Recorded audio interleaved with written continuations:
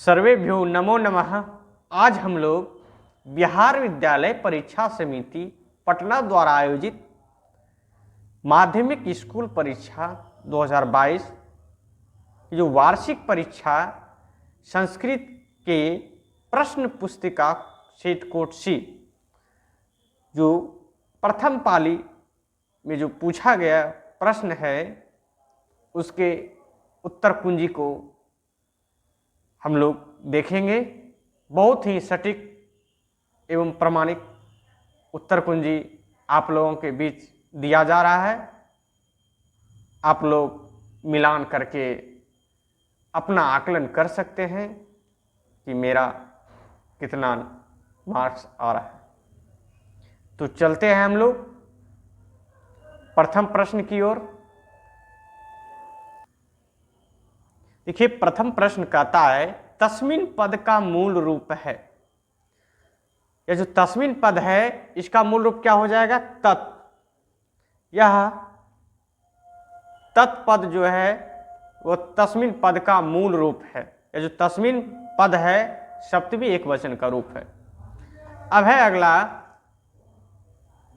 निवेदनम पद में उपसर्ग क्या है? तो निवेदनम पद में उपसर्ग है नी। निवेदनम पद में नी उपसर्ग है। अगला है, किस पद में परि उपसर्ग है? तो परिणामम। परिणामम में परि उपसर्ग है। अब है अगला, किस वाक्य में सप्तम्यधिकरणे सूत्र से सप्तमी विभक्ति हुई है? तो इसका हो जाएगा तिलेषु तैलम भवति। इसमें सप्तम्यधिकरणे सूत्र से सप्तमी विभक्ति हुई है। अगला है, अनंतरम अव्यय के योग में कौन सी विभक्ति होती है? अनंतरम अव्यय के योग में कौन सी विभक्ति होती है? पंचमी। अब अगला है, पक्षी वृक्षम उपवसति वाक्य किस सूत्र का उदाहरण है? इसमें सूत्र है उपान्वध्वांग वश। उप, अनु, अधि और आंग उपसर्ग के साथ यदि वश धातु का प्रयोग हो वहां द्वितीय व्यक्ति का प्रयोग किया जाता है। तो यहां देखिए उप उपसर्ग के साथ वश धातु का प्रयोग किया गया है। अब है अगला, उक्त कर्म में कौन सी विभक्ति होती है? उक्त कर्म में कौन सी विभक्ति होती है? तो उक्ते कर्मणि प्रथमा ये सूत्र होता है। तो उक्त कर्म में कौन सी विभक्ति हो जाएगा? प्रथमा विभक्ति। अब हम लोग चलते हैं 8वें प्रश्न की ओर। अगला है, नीलकंठा में कौन सा समास है? नीलकंठा में बहुव्रीहि समास है। अगला है, किस पद में द्विगु समास है? सप्तपदी। सप्तपदी में द्विगु समास का प्रयोग किया गया। अगला है, किस समास का उत्तर पद प्रधान होता है? तो किस समास का? तत्पुरुष समास। तत्पुरुष समास का उत्तर पद प्रधान होता है। अगला है, अंत्येष्टि संस्कार कब होता है? कब किया जाता है? मरणोपरांत, मृत्यु के बाद अंत्येष्टि संस्कार किया जाता है। अब अगला है, जन्म पूर्व कितने संस्कार होते हैं? जन्म से पूर्व कितने संस्कार होते हैं? 3। अब है, समावर्तन संस्कार का उद्देश्य है। क्या है उद्देश्य समावर्तन संस्कार का? गुरु गृह से गृहस्थ जीवन में प्रवेश करना, यह समावर्तन संस्कार का उद्देश्य है। अगला है, किस संस्कार के साथ लोग वास्तविक गृहस्थ जीवन में प्रवेश करते हैं? किस संस्कार के साथ? तो विवाह संस्कार। विवाह संस्कार के साथ लोग वास्तविक गृहस्थ जीवन में प्रवेश करते हैं। अगला है, नीति श्लोकः पाठ किस ग्रंथ से संकलित है? विदुर नीति। विदुर नीति से नीति श्लोका पाठ संकलित है। अगला है, विद्या की रक्षा किससे होती है? तो योग से विद्या की रक्षा होती है। योग का अर्थ है अभ्यास। यदि हम लगातार अभ्यास करेंगे तो विद्या की रक्षा होगी। अगला है नीति श्लोका, पाठ के आधार पर सुख देने वाली क्या है? तो सुख देने वाली क्या है? अहिंसा। सुखावह अहिंसा, अहिंसा जो है सुख देने वाली है। अगला है नीति श्लोका, पाठ में कितने श्लोक हैं? कितने श्लोक हैं? 10। नीति श्लोका पाठ में 10 श्लोक हैं। अगला है राम प्रवेश, राम को छात्राणाम अध्ययनम तपः का उपदेश किसने दिया? तो किसने दिया था? छात्रों का तपस्या ही क्या है? छात्राणाम अध्ययनम, छात्रों का अध्ययन क्या है? तपस्या। क्या हो जाएगा? गुरु। अगला है राम प्रवेश, राम का जन्म किस गांव में हुआ था? किस गांव में हुआ था? भीखन टोला। अगला है भवत शब्द के षष्ठी बहुवचन का रूप क्या होगा? भवत शब्द के षष्ठी बहुवचन का रूप भवताम। अगला है तिष्ठतु में धातु क्या है? मूल धातु क्या है तिष्ठतु में? अस्था। अस्था धातु है, यह मूल है अस्था। अब अगला है तुमुन प्रत्यय से बना अव्यय कौन सा है? तुमुन प्रत्यय से बना अव्यय कौन सा है? हंतुम। अब चलते हम लोग अगला प्रश्न। अगला प्रश्न है राघव में कौन सा तद्धित प्रत्यय है? अन प्रत्यय। रघु धन, अन से राघव पद बनता है। अगला है निपुणा। निपुणा में कौन सा स्त्री प्रत्यय है? टाप। अगला है व्याघ्रपथिक कथा किस ग्रंथ से संकलित है? किस ग्रंथ से संकलित है? हितोपदेश। व्याघ्रपथिक कथा हितोपदेश नामक ग्रंथ से संकलित। अगला है बाघ के हाथ में क्या था? बाघ के हाथ में क्या था? कुश।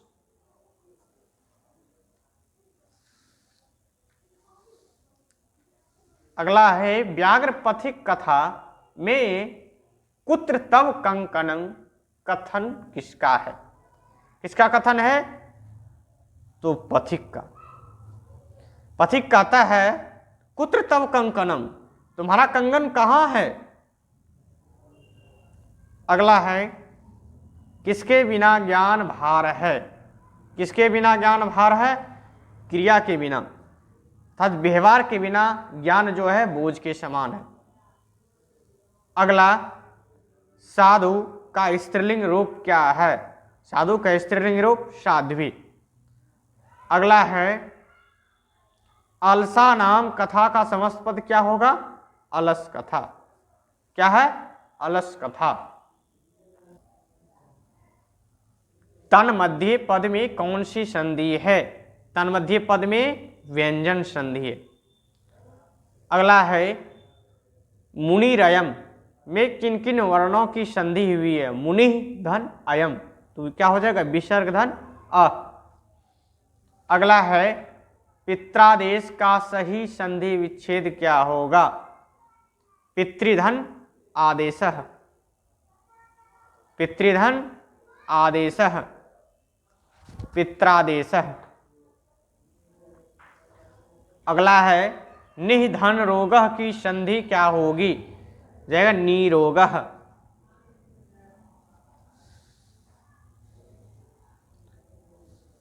फिर है नरेशः किस संधि का उदाहरण है? नरेशः में कौन सी संधि है? स्वर संधि। अगला है किस समास का प्रथम पद नकारात्मक होता है? किस समास का प्रथम पद नकारात्मक होता है? नय समास। अगला है बहि अव्यय के योग में कौन सी विभक्ति होती है? बहिर्योगे पंचमी। अगला है भित्रार्थानां भय हेतु सूत्र का उदाहरण कौन सा वाक्य है?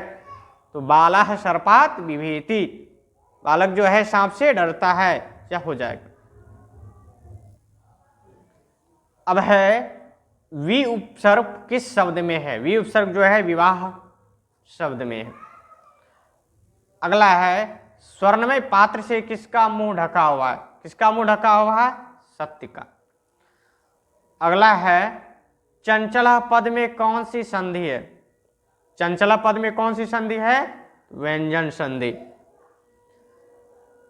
अगला है किस में पद अपनी अपनी विभक्तियों को छोड़कर मिल जाते हैं, क्या हो जाएगा, समास में। समास में जो है पद अपनी अपनी विभक्तियों को छोड़कर मिलते हैं।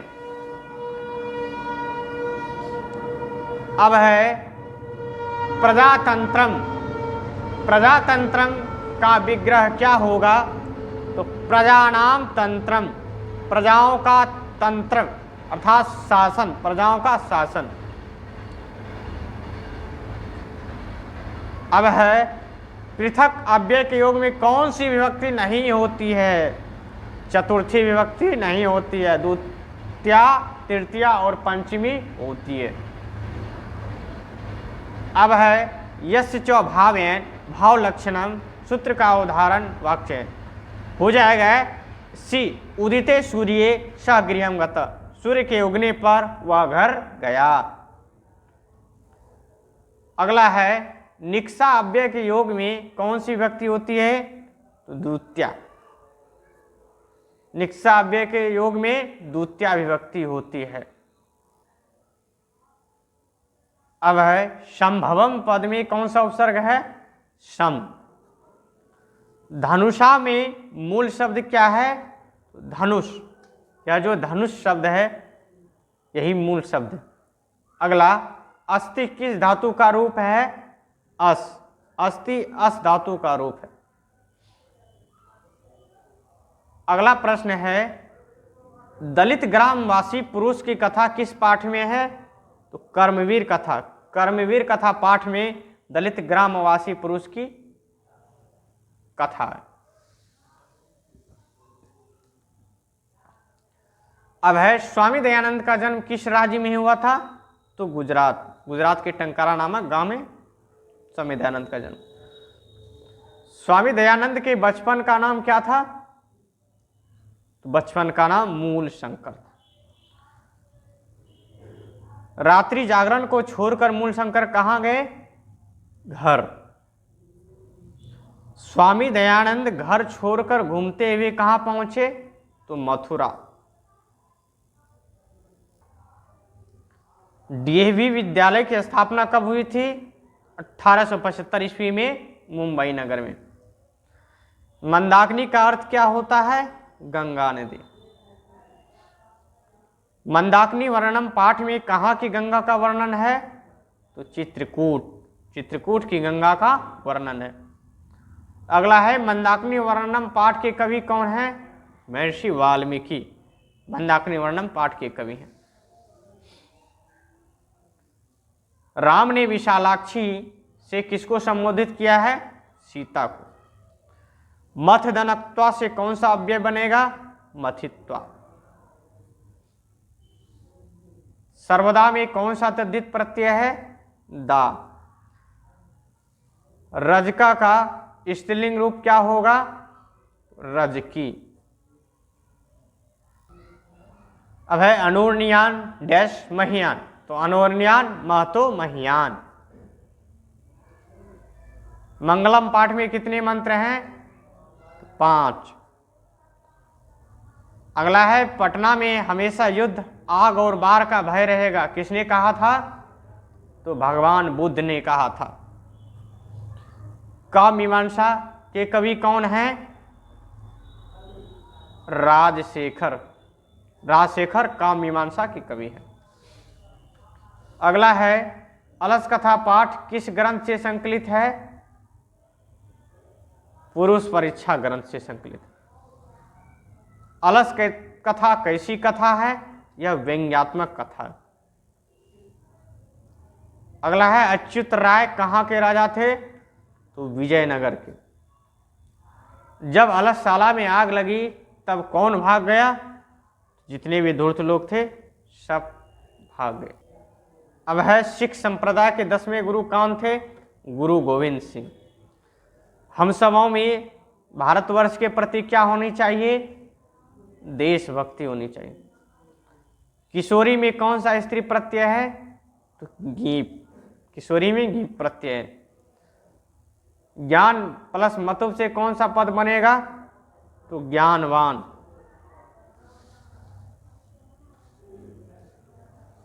शानत प्रत्यय का उदाहरण कौन सा पद है? तो वर्तमानम। वर्तमानम में शानत प्रत्यय। नमन में कौन सा प्रत्यय है? तो सत्री। ठक प्रत्यय से कौन सा पद बनेगा? धार्मिक। भवेत किस लकार का रूप है? विधिलिंग। अब है वाची में कौन सी विभक्ति है? तो सप्तमी। वाची में सप्तमी विभक्ति है। किम धन तरल से कौन सा अव्यय बनेगा? तो कुत्र। पृष्ठवान में कौन सा प्रत्यय है? अक्तवतु। हन धातु के लट लकार प्रथम पुरुष बहुवचन का रूप कौन सा है? तो घनंती। हंती अतः घनंती।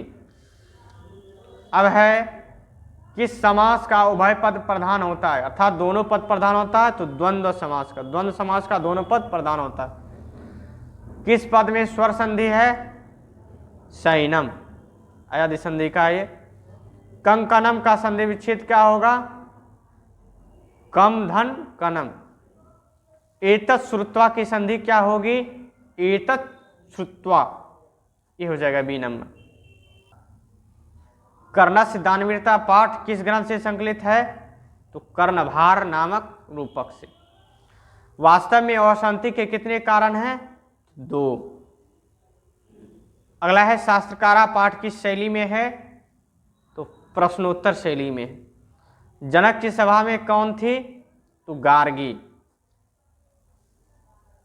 मधुरा विजयम किसकी रचना है? गंगा देवी। गंगा देवी की रचना है मधुरा विजयम। अब है विशाल संस्कृत साहित्य किसके द्वारा संवर्धित है? तो कवियों और शास्त्रकारों के द्वारा। भारत महिमा पाठ में पुराणों से कितने पद संकलित हैं? तो 2 पद संकलित है। अब भारत महिमा पाठ में गायंती देवा किल गीतिकानि पद किस पुराण से संकलित है? तो विष्णु पुराण से। प्रथम पद विष्णु पुराण से और द्वितीय पद भागवत पुराण से। तो प्रथम पद में जो है गायंती देवा किल गीतिकानि यह पद्य। अब भारत भूमि सदा किससे सेवित है? तो सागरों से, नदियों से, पर्वतों और झरनों से। तो इनमें से सभी हो जाए। अगला है गर्भाधान संस्कार का प्रयोजन क्या है? गर्भ रक्षा, गर्भवती की रक्षा, गर्भस्थ शिशु में संस्कारोपण। तो इनमें से सभी हो जाएगा। अब है नद्यः समुद्रे अस्तंग गच्छन्ति। रेखांकित पद का प्रश्न निर्माण निम्न में कौन सा है? तो क्या हो जाएगा? देखिए इसका हो जाएगा बी नंबर। यहाँ नद्या शब्द जो है नदी, नद्यों, नद्या बहुवचन का है और स्त्रीलिंग है, इसलिए का के का तो बहुवचन। मिथिला में वीरेश्वर कौन थे? तो मंत्री। गोल घर कहाँ है? पटना में। हम लोग वस्तुनिष्ठ प्रश्न का अवलोकन कर लिए।